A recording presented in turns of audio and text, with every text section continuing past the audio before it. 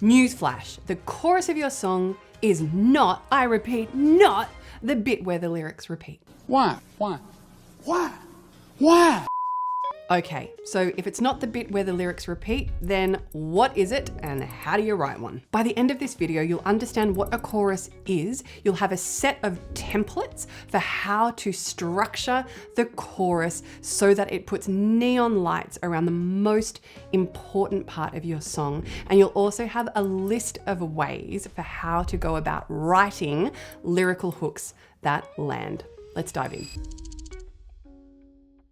So a chorus is not just the bit where the lyrics repeat. If we think or describe a chorus like that, it's a bit like saying, yes, my favorite TV show is The Screen, where there are people talking to each other, right? It describes what's happening on a very superficial level, but doesn't tell us anything about the contents and doesn't tell us anything about how to go about writing a good one. So let's talk about what a chorus actually is and talk through some tried and true ways to approach writing lyrics for the chorus. The job of a chorus is to deliver the central message, the core idea, the peak emotion, or the main metaphor or image of the song. Most importantly, the chorus is not just another idea. It's not even a summary idea. The chorus of a song is a response to the problem that is exposed and explored in the verses of the song. The central idea is usually expressed in its most concentrated way inside the hook. The hook of a song is often a single line. Sometimes it's a single word. It might occasionally be more than one line. Whatever it is, the hook is often encased inside the chorus, and it's the hook that is the lyrical and musical centerpiece of the whole song.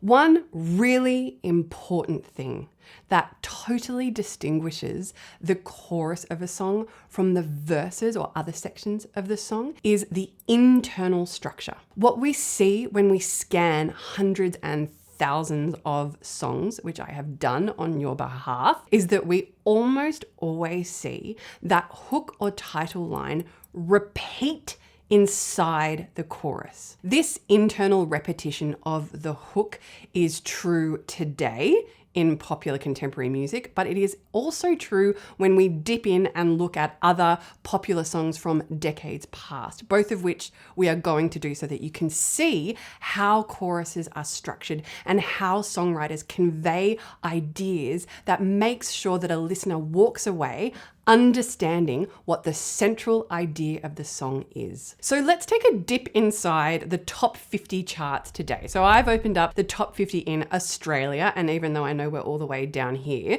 the top 50 chart here tends to represent the US top charts and even the global top charts, okay? So on this day today, which is October 2025, the number one song in the top 50 is The Fate of Ophelia by Taylor Swift. We see the title repeat, and we see it repeat halfway through the chorus and then again at the end of the chorus. This is a fairly wordy, lyric-heavy chorus, but it's tied together through the repetition of the hook. And I get to this song, Man I Need by Olivia Dean. So if we look inside these lyrics, what you see is the title right there in the first line, and then we see it again at the end of that main section of the chorus. This is a strategy called title bookending, and it's so effective at spotlighting that main idea, the centerpiece of the song, because it's putting it in the two most spotlighted positions in the chorus, the first line and the last line. What we also see looking at this section, which we might call a post-chorus, is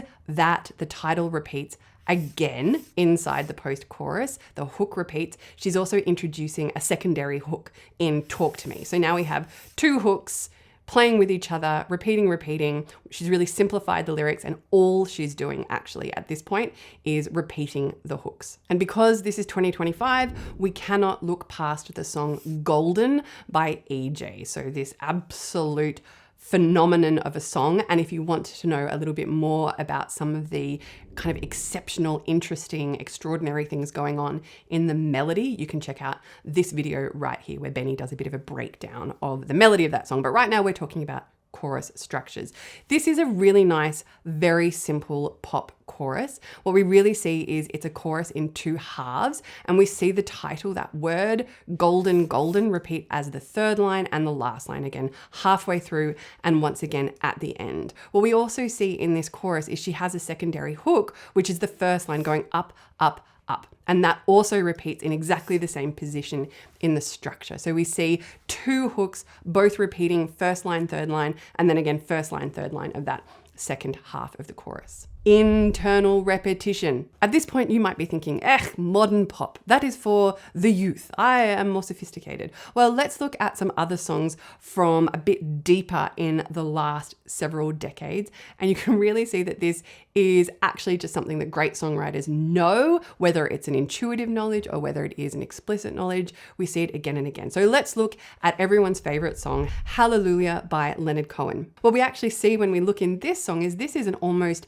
extreme version of what we're talking about. This isn't a line, this is a single word repetition chorus, one word that repeats and repeats and is actually a beautiful counterbalance to the amount of words and the wordiness and the detail included in the verse section. So the simplicity and the repetition is actually necessary in this case, and it's an extreme version of that. And just to reinforce the idea that this is not the domain of pop music, let's look at something like a slow folk ballad. This is one of my favorite Ray LaMontagne songs, Rock and Roll and the Radio. And here we have the chorus, and we see the repetition not only of the title line as the last line and then repeated as a tag, essentially.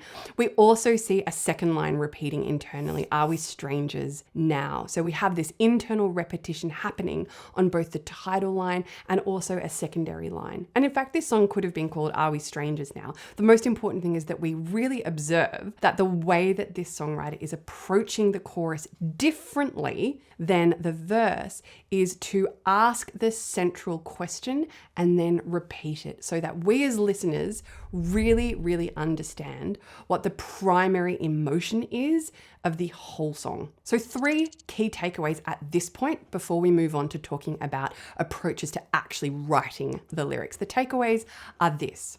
Your title or hook should probably repeat somewhere inside the chorus. The second takeaway is that there are many ways to do this. You can achieve this through bookending, first line and last line. You can achieve this through symmetrical repetition.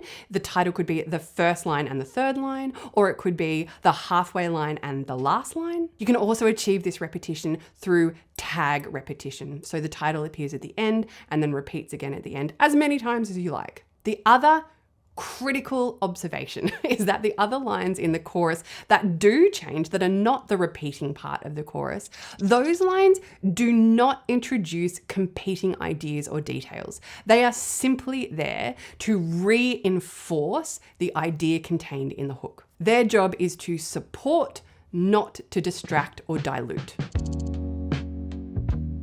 Now that we've seen some templates for structures of choruses that contain that internal repetition of the hook or title, let's talk now about some ways that you can approach writing the lyrics to your chorus. There are some clear patterns that emerge in the way that we can see songwriters who really know how to write great choruses approaching the type of language that ends up inside the lyrics of a chorus. To help you work through this list as I go through it, I've also created a free PDF of this list that you can download right now in the video show notes. And I've created it as essentially a worksheet that you can print out or have on your computer, and actually they're structured as guide questions that will allow you to actually do a couple of minutes of writing and come up with lyric ideas based on these prompts. Okay, so the first type of language we see again and again in the hooks and lyrics of choruses are statements of want, desire, or action taking. Often we literally see a chorus start with the words I want or I'm going to. For example, let's look inside the John Legend song Wild. You can see I want to drive you, I want to love you, I want to drive you. The repetition of I want, I want, I want. In terms of action taking statements, we can see inside the song Chandelier by Sia, literally the words I'm gonna. We see that again and again in chorus lyrics. This action statement is a response to a problem, right? The verses expose some kind of problem and the chorus is the response that I'm going to take. Based on this problem, what I'm going to do is this. The second type of language we see again and again is the language of realization or insight. So this is where the chorus lyrics are reflecting the songwriter coming to an understanding, coming to a key observation about the world or about themselves. Often a way into writing a chorus like this is literally to write on the page, and so I realized ... and finish that sentence. We could look at the chorus lyrics to a song like Royals by Lorde and literally put the words "and so I realized" before it, and it makes complete sense. She's making a statement of realization or insight. A third type of chorus lyric is the language of command or advice. So this is the type of chorus that uses what we call the imperative form of a verb, the command voice. Go and do this, take this, walk that door, shut the thing, close the blinds, take a bath. Okay, so that kind of command language appears again and again in the language of choruses. We see it inside the lyrics of the global smash hit Stay With Me by Sam Smith. A very simple chorus. We see the title bookended, and the language of the title is that command voice. Won't you stay with me, darling, stay with me. Dialing back the time machine a few years before that, this song was absolutely enormous. Put Your Records On by Corinne Bailey Rae. Again, it's the command voice. Girl, put your records on. Tell me your favorite song. Go ahead, right? So we see that command language coming out in the chorus. Another type of language that emerges is questions. So a response to a problem doesn't need to be an answer. That's not what we mean by response. Response is simply the way that you emotionally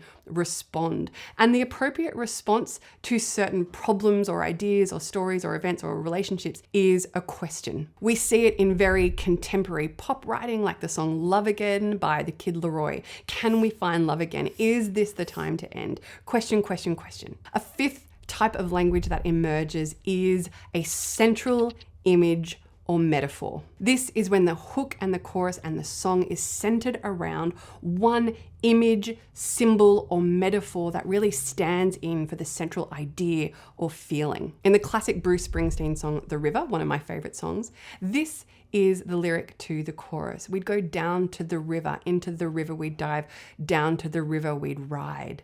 So he's describing an action happening in the past, but the nature of the chorus is that he is building the image of the river as the centerpiece for the whole narrative around it. As the story progresses through the verses of the song, the characters return to the river, and the river takes on an increasing symbolic weight. And of course, we see it in hyperpop, like Firework by Katy Perry. You're a firework, you're a firework. This is a really fun type of hook where we really get to say something to someone and use some kind of metaphor or image to express or describe how we think of that person or how we feel about that person, using an image or metaphor to convey that idea. And it's so powerful in a song like this. And it doesn't have to happen in a pop song. You could do it in any genre or style, but we certainly see this pattern come up again and again. Hooks and choruses that use a central image or metaphor as the hook and as the centerpiece around which the chorus is built, and often around which the entire song is built as well. Please go ahead and download that free PDF that has those guide questions mapping onto the list of different types of chorus language. You can download it in the video notes right now. And for more on chorus writing, you can check out this video right here. Happy songwriting, guys. See you soon.